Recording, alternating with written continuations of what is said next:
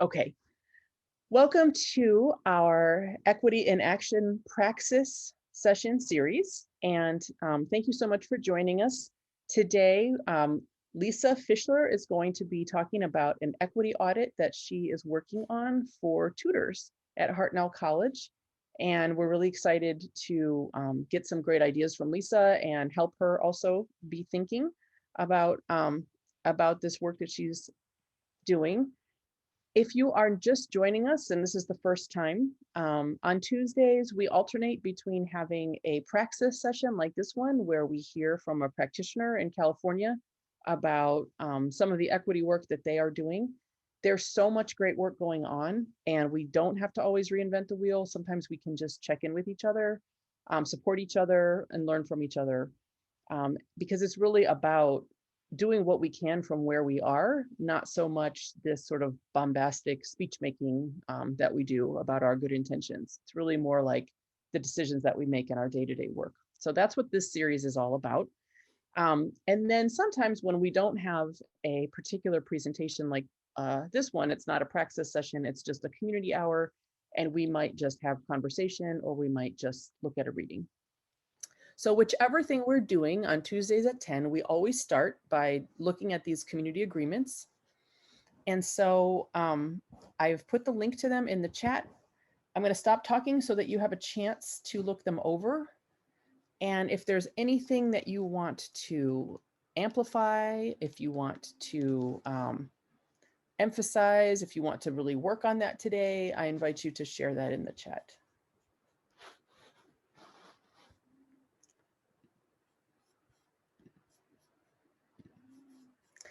Since Lisa stopped sharing, I will just go ahead and share. This is the agreements that we've come up with on other Praxis session days. And I'm going to stop sharing my screen, but I will make sure that these are in the chat for anybody who wants another minute with them. Is there anything that we want to really call out today from those community agreements? Nika, is it okay if I share my screen now? Yep. So for Keelan, it's listen more than you speak. That's always a good one for me to be working on. Anybody else have anything that they want to really emphasize today? Okay. So with that, we will go ahead. Our agenda for today is Lisa will share her work with us. This part will be recorded, and so we'll keep everybody else on mute so that you don't accidentally, video bomb what's happening and find yourself in the recording. Then we'll turn the recording off so that we can have just small to large group conversation and just a sharing of ideas, and you don't have to worry about having that recorded. Okay, so without further ado, go ahead, Lisa. Thank you so much for being here and sharing your work with us today. Sure, thank you for having me. And so I work at Hartnell College, which is a college in Salinas, California, which is about 2 hours south of San Francisco in the Central Valley. And we're at the top of the Central Valley, so it's not quite as hot as San Joaquin, but we have about 60% Hispanic speaking students.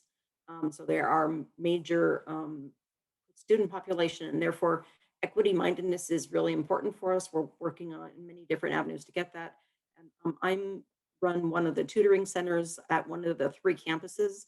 I work at the Alisal campus, which is in East Salinas. And that's where a lot of the farm workers live and work. And so from my room, I can see the fields and see the people out there working, and even during the COVID pandemic. So it's inequality and inequity is quite apparent to me when I'm in person. Right now we're remote, so we're all working kind of from the same tutoring center. I am both a supervisor and a tutor, and my specialties are social science and the humanities. So without further ado, I will go ahead and talk about my audit, but I'd like to get to know you a little bit more. So I wanted to know if you guys, without using the chat box, if Nika, if you can let them unmute, in one word, describe what being equity minded means to you. So if you could unmute and just speak out, there's not enough of us to worry about and I'm not real good at looking at the chat box when I'm speaking. So can you guys just unmute and just give one word that equity minded means to you? Inclusive. Opportunity. Justice. equal outcomes.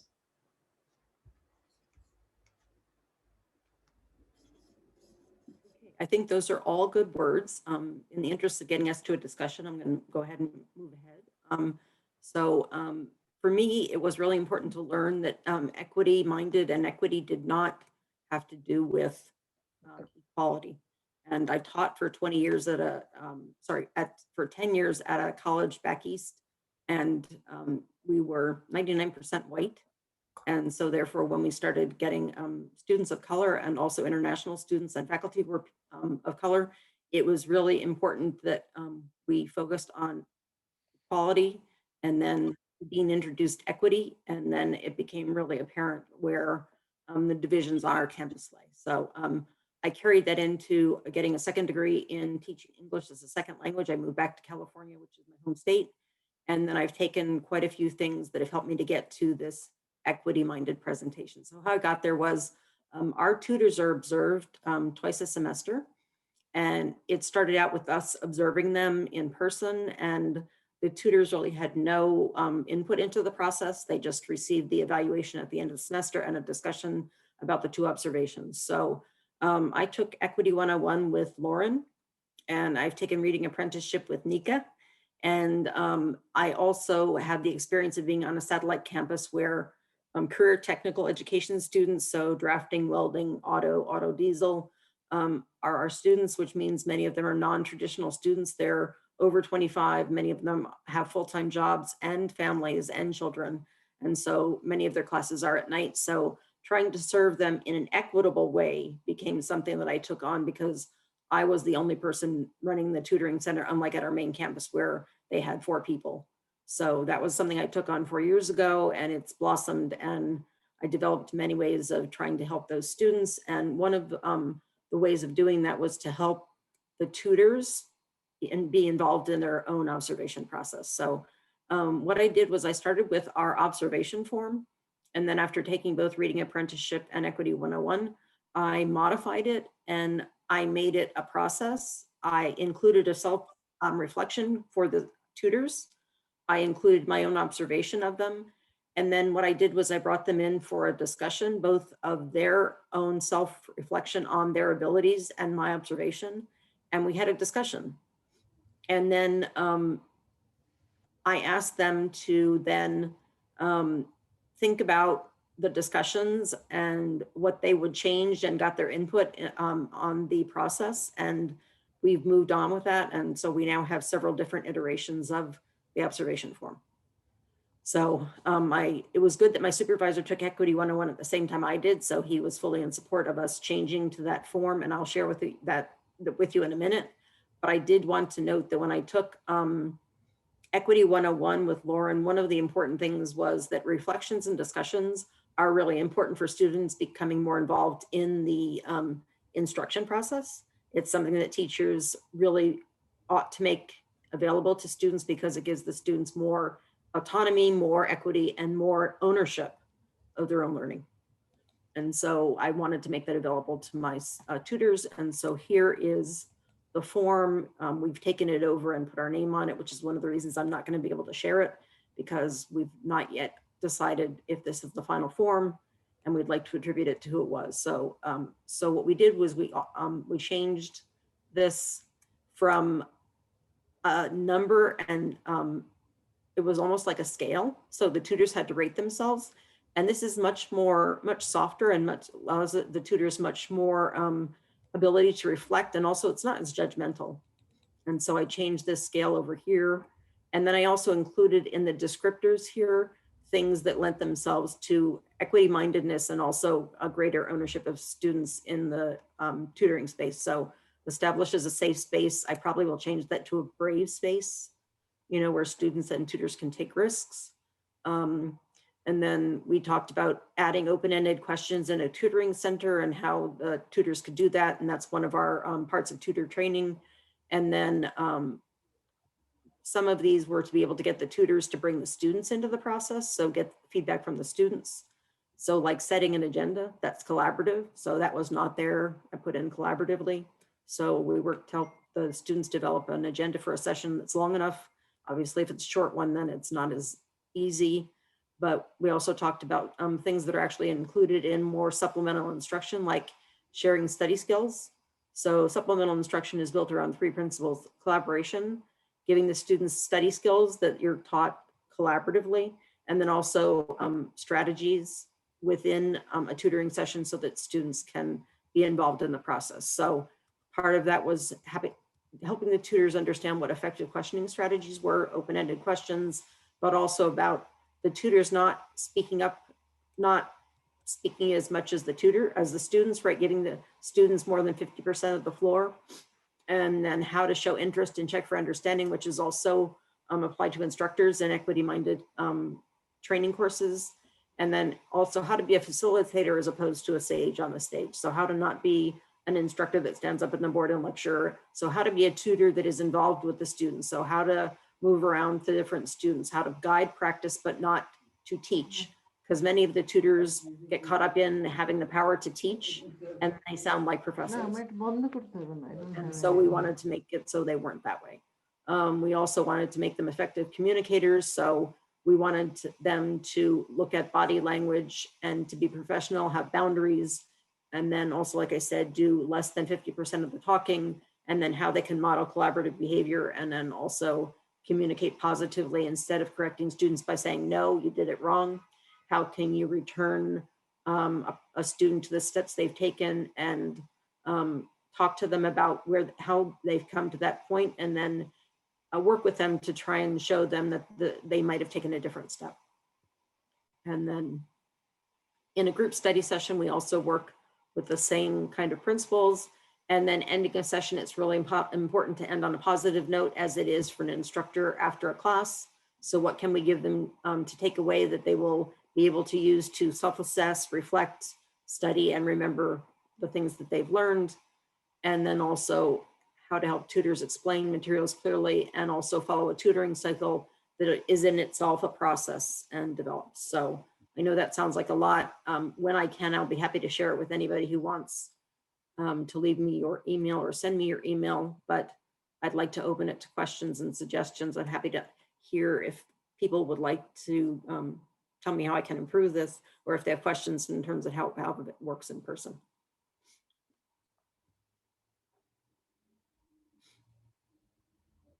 So feel free to ask Emily. I don't know if you want to speak, or I'm going to stop sharing because then I can see hands or faces. Yeah, Linda. Hi, so I'm also doing an evaluation process twice a semester for our peer tutors. And I condensed it to one sheet. So they sort of have more details as in training, but then that one sheet so they can glance at that one sheet. But my question is, do you share it with them beforehand? I shared mine with them beforehand so they know what I'm looking for. Yes, absolutely.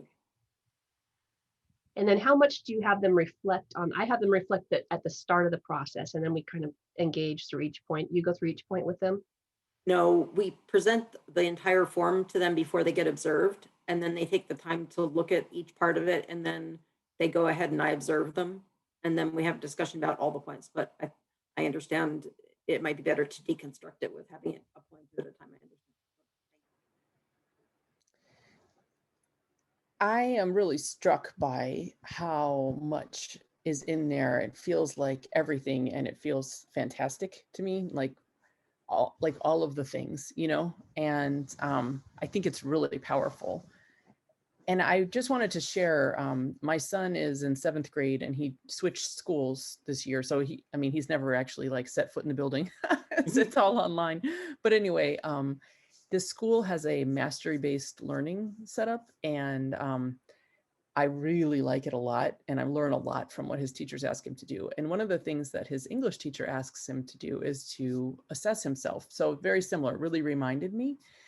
And my point in bringing it up is that it's been amazing for me to see how powerful that is for him to assess himself, and really, anyone could have told him, like, kid, you have trouble, elaborating on your thoughts. But for him to come to that with the help of this rubric I've just felt like, oh, it just really educated me as an educator to see that for him. However, I will also say that, he really avoided the task of working with the rubric and kind of figuring it out, because it was so kind of like, it's this discourse thing and it's kind of like a lot on there. So my reading apprenticeship brain is like, oh, there's so many ways that I can imagine of having students working with the document collaboratively, making sense of it, and really kind of teasing out, even though there is so much there, I can see a lot of potential for lots of conversation about, well, what does that really mean? Or what does that really look like? Or what's the value behind that, or something like that. So I think it's a really rich tool. I could see just so many possibilities for it. And thank you, Nika. You're giving me ideas because I am going to be doing part of the tutor training called Reading Apprenticeship. So it seems like I can bring this in and use it to open a conversation about different sections, as I think Linda also talked about. So that's a really good idea. Thank you.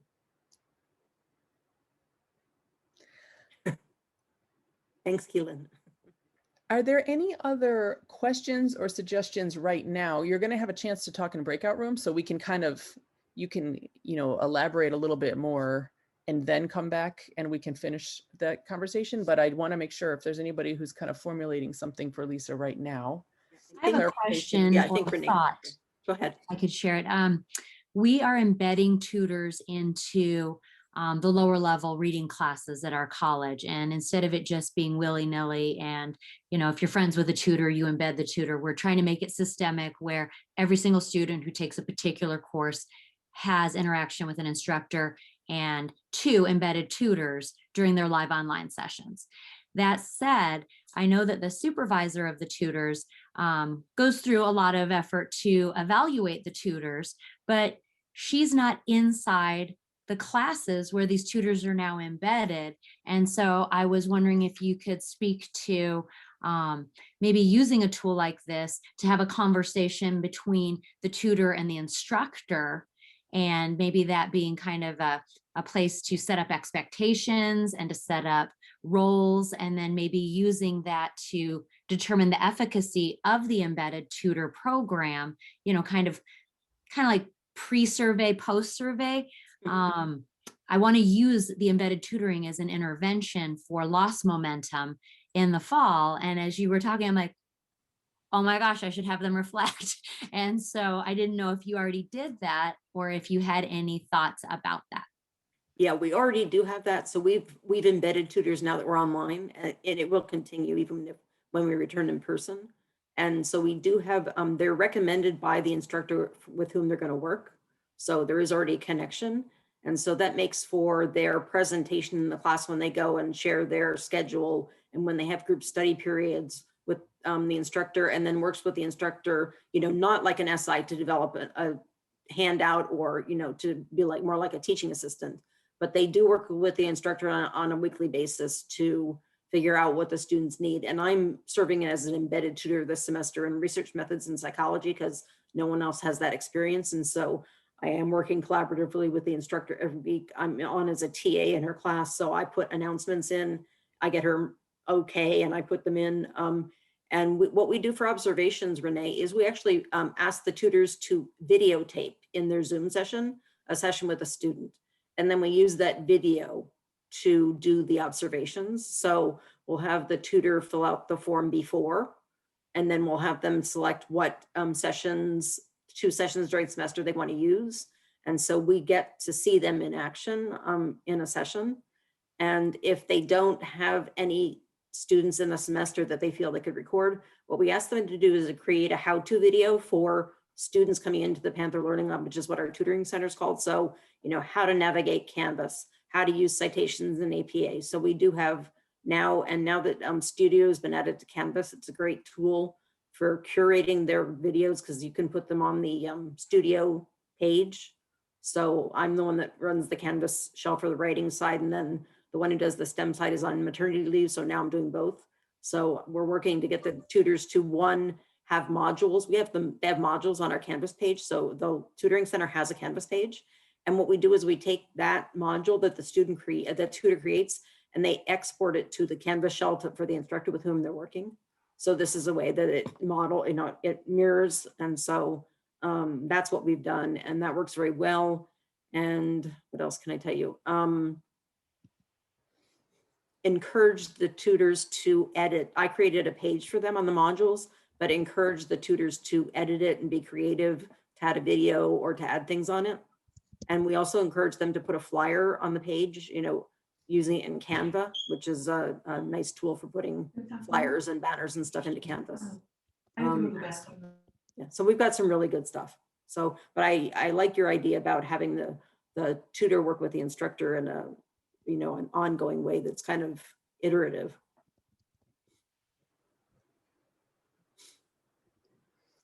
Emily, were you going to say something too? Yes, I have a question.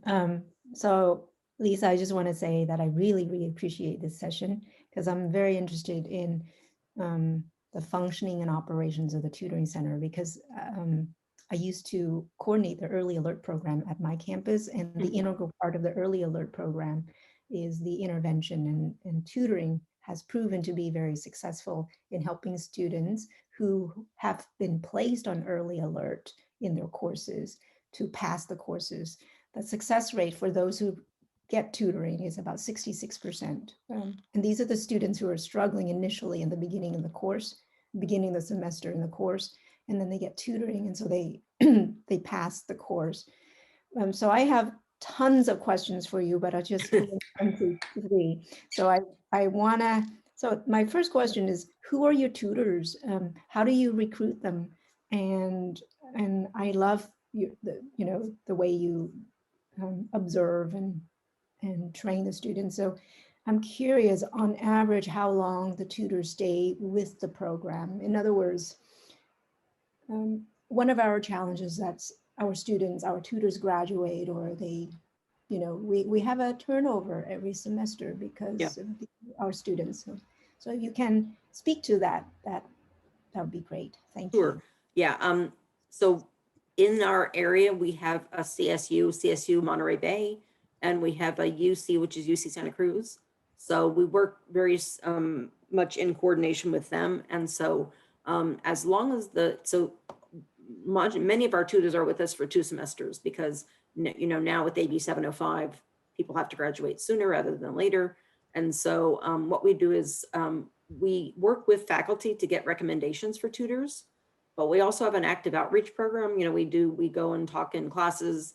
We have our tutors present about the lab, but then we also talk about recruiting them. And so we end up keeping tutors for quite a long time because what we do is we open it up as long as they're full-time students at a CSU or a UC or a college, we will take them. And now, especially that we're online, some of our tutors have moved out of state. So again, as long as they meet the qualifications as they did it at Hartnell, they can continue to work with us. So we keep our tutors long-term. So we even have some graduates from a bachelor's program who we now are calling in as a professional expert. Like I told you, one of the specialists is on maternity leave. So one of our longtime tutors has come back. He graduated from CSUMB, and he's an amazingly intelligent student. And so he's come back to work while she's gone. So we do continue to keep track of our students. And unfortunately, budget doesn't permit us as having as many tutors as we would want embedded in classes, but we do our best with the combination of supplemental instruction leaders and tutors to try and get as many students as we can into the basic skills classes like English. For us, it's English 1A or 1AX. And then for math, it's the ones that are put in by AB 705, which are, the supplemental ones, like the supplemental hour. So instead of 4 units, our math classes are 5 now. So did that answer your question? Yes, and I was going to ask you a follow-up that what are the most popular, most in-demand courses, and you already mentioned them, English and math. Yeah, and in math, believe it or not, it's elementary statistics because for some reason our college considers elementary statistics to be the one that students should take in order to get a lot of the majors. So thank you. You're welcome. So I think that just to make sure that everybody has a chance to dig in a little bit more, we have time to go into breakout rooms and continue this conversation. And I think, Keelan, you became the host when you arrived. So if you wouldn't mind, I have lost the power, and you have the power. So in your breakout rooms, we're sort of thinking, we have more questions that we can ask Lisa while we have her more inspiration that we can take, and just connections that you can make to your own practice. But basically, when we get into smaller groups, then everybody has a chance to talk a little bit more. So, okay, no problem. So we will open up the rooms and give you about 15 minutes to talk, and then we'll come back and we'll carry on if we have any more questions or just want to kind of see what you all talked about. And I'm going to go ahead and pause the recording.